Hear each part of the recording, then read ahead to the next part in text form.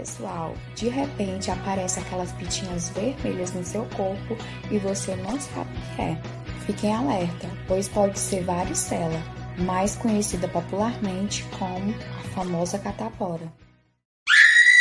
E ela acomete principalmente crianças, mas quando ocorre em adultos, a infecção é muito severa.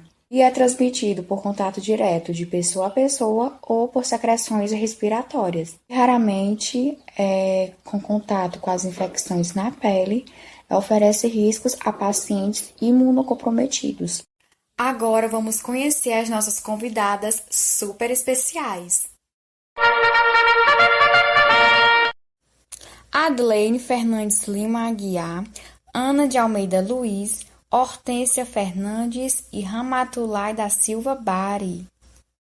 E a nossa programação de hoje, que as nossas convidadas irão abordar, é o agente etiológico, a patogenia, a clínica, o diagnóstico, a epidemiologia, o tratamento e a prevenção da catapora. E a nossa primeira convidada irá falar sobre o agente etiológico, que é o agente causador de uma doença. Fiquem ligadinhos! Olá, bom dia a todos. Chamo-me Ramatulai da Silva Bari e estou aqui hoje para falar com vocês sobre os agentes etiológicos da varicela, conhecida popularmente como catapora.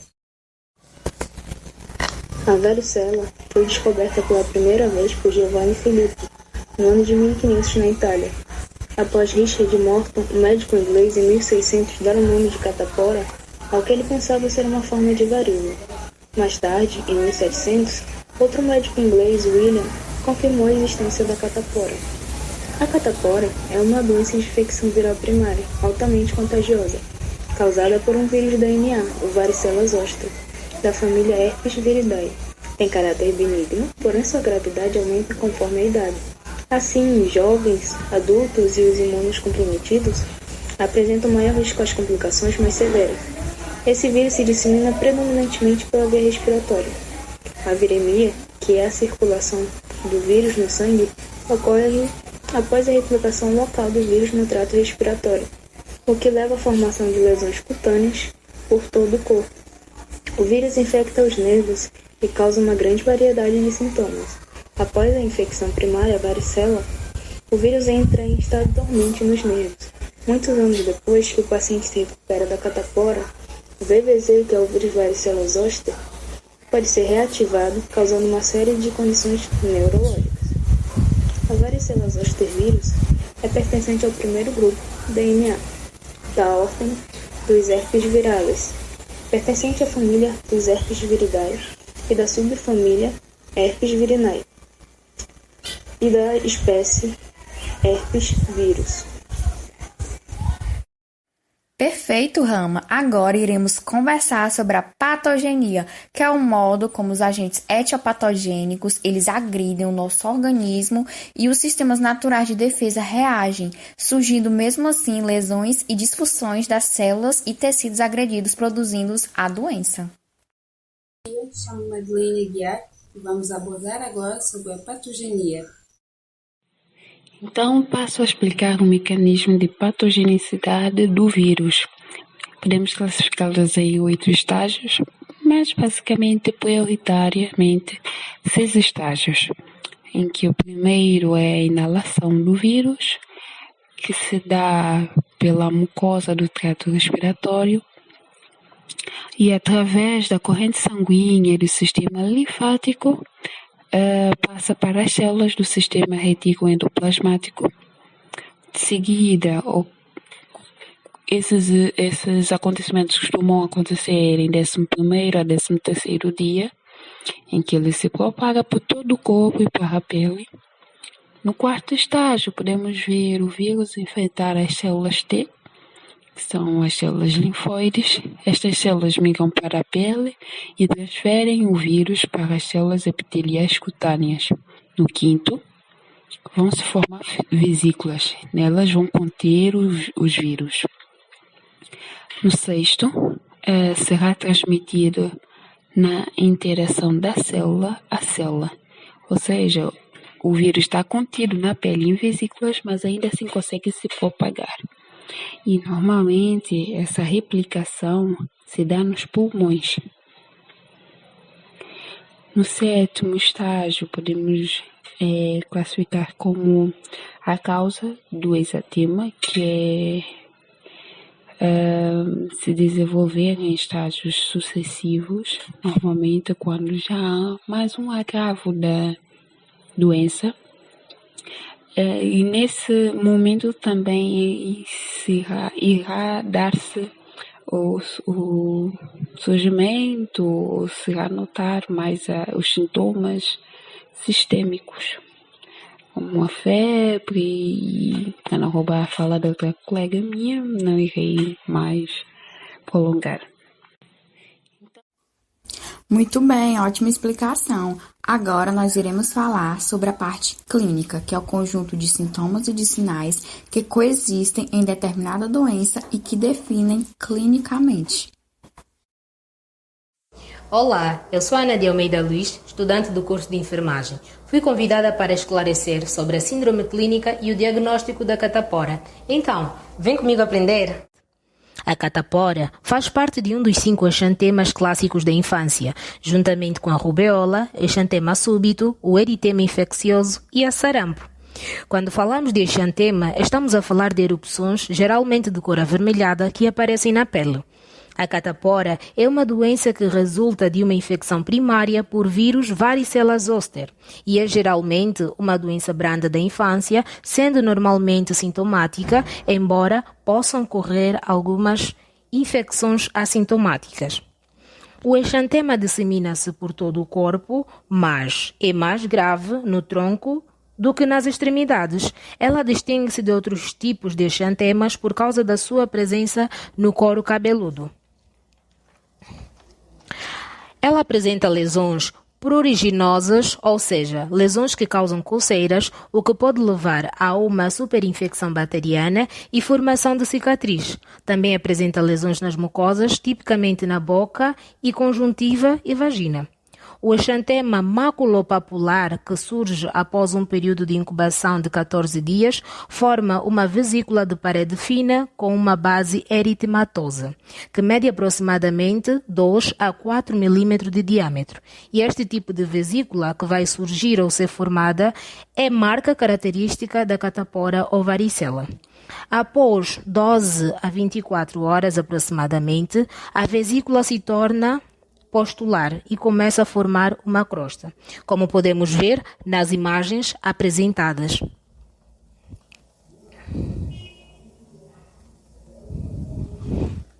O diagnóstico.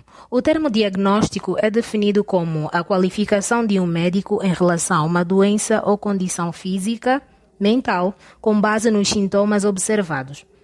O diagnóstico médico da catapora. Como a catapora apresenta manifestações clínicas muito peculiares, o diagnóstico costuma ser feito com uma boa avaliação médica, mas ainda assim deve ser confirmado por um teste laboratorial de pesquisa no sangue de quem tem a suspeita, a presença de anticorpo contra o vírus varicela zoster.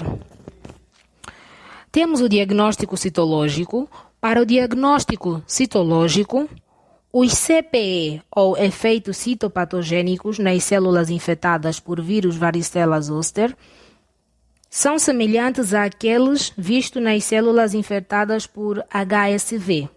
Estas células podem ser vistas em lesões cutâneas, amostras respiratórias ou biópsia de órgãos.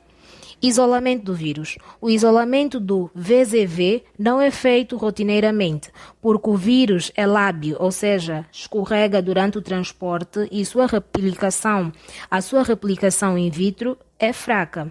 E culturas de material extraído de lesões cutâneas, como crosta, depois de 5 ou mais dias após o início, são negativas para o vírus. A sorologia.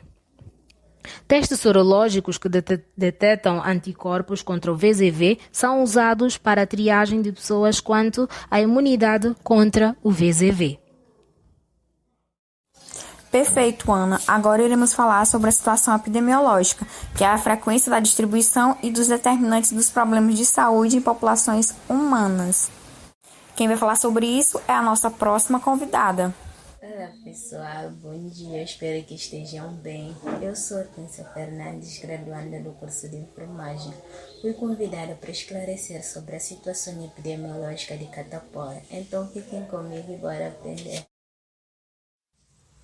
Como vem sendo explicado, a catapora, conhecida também como a varicela, é uma doença altamente contagiosa.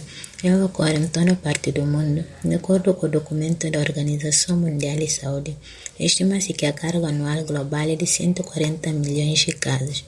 Em geral, as epidemias de catapora ocorrem no final do inverno ou começo da primavera, que representa o mês de maio e vai até o novembro. Ela é mais comum em crianças em relação aos adultos. Acomete mais a faixa etária de 1 a 9 anos. Só no ano de 2013 ocorreram mais de 140 milhões de casos de varicela e de herpes zoster em todo o mundo. Só para se ter uma noção, os números de casos anuais eram semelhantes aos números de nascidos naquele período, e em cada 60 mil casos resulta em morte. Com a introdução da vacinação de rotina, houve uma queda de 90% dos números de infecção. E em 2015, foram notificados 6.400 mortos em todo o mundo, uma diminuição em relação a 8.900 mortos em 1990.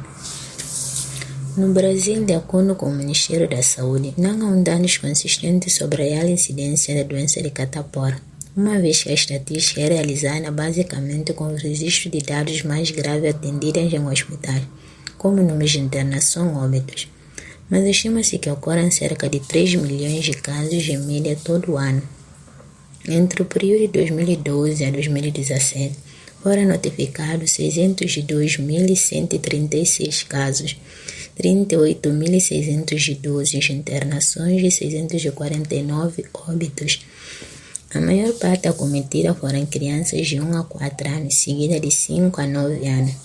A faixa etária com mais números de internação foi 50 anos e menor registro foi em pacientes com 15 a 19 anos.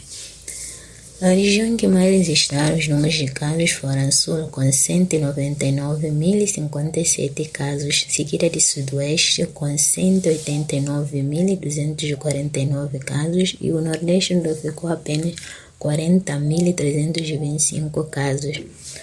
Como mostra o gráfico, no ano que registrou o maior número de casos e de internações por catapora foi o ano de 2013, com 197.628 casos.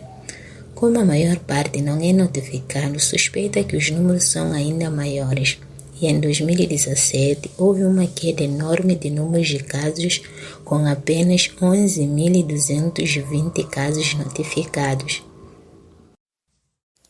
E agora convido um médico especialista para poder falar sobre o tratamento da catapora. Vale salientar que nos casos mais graves, utiliza-se o antiviral aciclovir. O médico comenta que para tratar a doença é muito simples e o procedimento pode ser feito em casa mesmo. A criança tem que ficar confortável, tem que ser acolhida. Então, um analgésico para tirar a dor do corpo, um sabonetinho suave, o banho com permanganato, seca com cuidado. Aliás, eu recomendo que se seque até com um secador de cabelo no frio, para não esfregar com a toalha. Depois passa-se um talco mentolado para tirar a coceira. Isso é muito importante. 90% delas resolvem só com isso. Porém, 10% ou um pouco mais, elas poderão ter infecções secundárias. É quando aquelas lesões ficam escuras e começa a ter febre mais alta. Então, o que é importante para a mãe? Sempre tem que passar pelo médico. Por mais simples que seja catapora, ela pode levar a outras doenças. Pode levar, inclusive, a infecções generalizadas no corpo. Então, é uma doença simples, mas exige cuidados. Então, esses cuidados sempre tem que passar pelo médico, para ficarmos mais tranquilos, né? Obrigada pela sua participação. Agora iremos falar sobre a prevenção, se existe vacina ou não. Para finalizar, iremos falar sobre a prevenção da catapora. As principais medidas de prevenção e controle da catapora. A primordial é a vacinação. A primeira dose é aplicada aos 12 anos, como a parte da vacina tetraviral. A segunda dose é aplicada ao 15º mês, ou quando a criança fizesse 4 anos. Para adolescentes que não tivessem tomado a vacina, teriam ou deveriam recebê-las no intervalo de 4 semanas para cada dose. A lavagem das mãos também é importante, tanto para o sujeito que tivesse a doença, como para o indivíduo que tivesse em contato com o mesmo. O isolamento para as crianças que tivessem a doença, mas que não apresentassem sinais graves da mesma, deveriam retornar à escola ou às suas atividades normais, depois que todas as lesões tornassem crostas. Na quarta, prevenção seria para os pacientes internados, aplicaria-se o mesmo método, que seria o isolamento, para conter tanto situações em que de inalação do vírus ou mesmo contágio pelo contato, e deveriam também voltar às suas atividades ou a um meio com os outros indivíduos depois passasse a fase da costa. A desinfecção é uma concorrente dos objetos contagiosos, como por exemplo os objetos que contêm a secreção ou os objetos ou vestimentas do indivíduo durante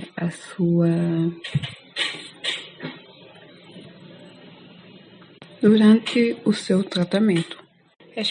Obrigado pela participação de vocês. Foi uma satisfação em tê-los aqui no programa Bem-Estar.